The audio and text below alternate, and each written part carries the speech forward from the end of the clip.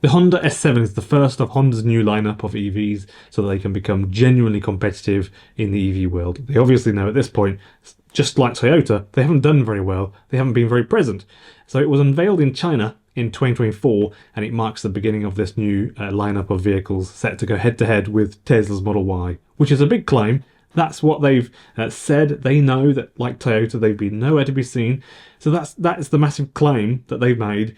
There are a few points I'd like to make about this, however, because they're kind of great vehicles on paper, with the exception of LFP chemistry. They don't have that, but it's very, very good. I'll go over the basics in a minute. Thank you very much for stopping by, folks. I'm Ben Alexander. I'm mostly better. Thank you for asking.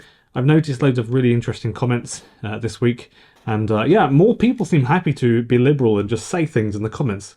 You can just say anything in the comments. That's what they're there for. It's pretty good, really. You can just go and say something if you want. I personally like to write things in the comments, so I'll reply whenever things come through. I will see it and I'll reply. So the rear-wheel drive model of the S7 features a 200 kilowatt motor, or 268 horsepower, and the all-wheel drive, so two motors, one on the front, one on the back, 350 kilowatts or 470 horsepower. The battery is a 89.9 kilowatt hour NMC battery with a claimed range of 385 miles on the CLTC cycle, or down here in the real world, 250 to 270. 250 seems a bit more reasonable though. I think most people would rather LFP chemistry though. I know I would, for sure, but then the range drops down because of the energy density. So, you know, it's a lot lower, basically, for LFP chemistry than NMC, which is a big advantage.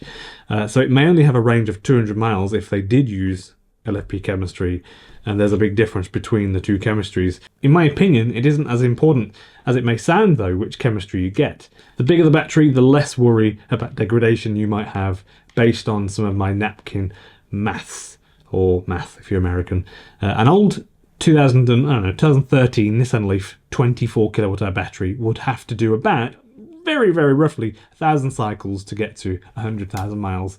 And obviously that's not the case if your battery is much larger than 24 kilowatt hour, say for example 90 kilowatt hour. And I'm not talking about usable capacities really. These are just some numbers to give you an idea of what I'm thinking. 280 cycles to do the same distance, really. So the degradation is going to be way less, based on the fact that the cycle count is way less, and so there's always an advantage to having a bigger battery in that regard. These are rough numbers. The NMC chemistry, not as terrible as you might think. It's pretty good. It's light, it's energy dense, it's not overly expensive, it's not as sophisticated as LFP chemistry, certainly not as coveted as LFP chemistry. It doesn't come with the adverts from BYD, for example, where you can stick a nail through it. And you know, but it's a battery. It's good enough. It does what people want it to do. It charges it well, and you can use it, you know, a lot. So the speed as well is going to be limited to 180 kilometers per hour. I'm not exactly sure they should do this because so many people seem to dislike it when cars are limited electronically like that. But I think they've pushed that to their upper end to keep things pretty, you know, reasonable and to keep the longevity up there.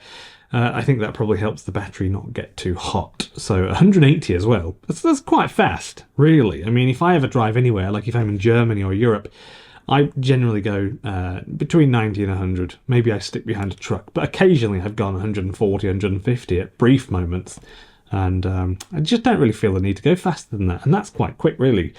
But one argument against even limiting it at all and just trying to get as fast as possible is when you buy one of these, and it's quite pricey, it's a lot of money, and you're flat out on the Autobahn, going as quick as you can, and a €1,000 2002 Honda Jazz doesn't have that cap on it, on the speed, and it just slightly just cruises past you, and the driver might be, you know, shaking like this, but they're going past you, and that's a bit depressing, I think, if you've just spent 30,000 or 40,000 euro on your brand new Honda, and you're in Germany thinking that it's brilliant. I just don't think they should do it. I don't think it's fast enough for some people. For me, definitely, I'd be dead chuffed with that, honestly. For some people, I'm not so sure. The next point to make is really quite obvious, I think. It's a blatant copy of Kia, isn't it? You don't accidentally end up with what was already quite an unusual, quirky design. You don't end up with that accidentally. I think that people will really like it, but it's quite obvious that it's a copy, isn't it? And to say that they were simply inspired by Kia would just be a little bit That would be a little bit delicate, I think, of me. You know, I'm just going to call it what it is, which is what I always say you should do. It's like they've copied Kia, basically, haven't they? Honda partnered with Dongfeng with these cars, which is definitely not a bad thing. They're very, very good. Dongfeng make really nice cars, and as a person who typically likes Honda and Toyota vehicles from their heyday in the 90s and 2000s, they make great cars. Dongfeng vehicles, they're up there with the best of them, I think. You know, like the Dongfeng Nami box. I'll be reviewing that in Kristiansand in the next couple of weeks. I just have to figure out a date. Let me know if you want to meet up as well, if you're in the south of Norway. There is an element of uncertainty with it being an unknown brand. Sounds a bit weird, especially here in Europe. It's a little bit odd. But when you go and see them in person and drive them, really, really good, really great cars. And they're quite fantastic, honestly. By aligning with local partners in different parts of the world, very large regions, they're able to tailor their products to meet regional demands. Honda may be doing this on purpose. They're positioning themselves to compete a little bit more effectively, which is very much needed at the moment after having sat and done nothing, twiddling their thumbs for the last few years whilst China moves in basically and harvests some new customers and takes some market share. So just a bit of a quick question for you as well. I'm launching a new website to bring you all the latest news. I'm a bit unsure on the name.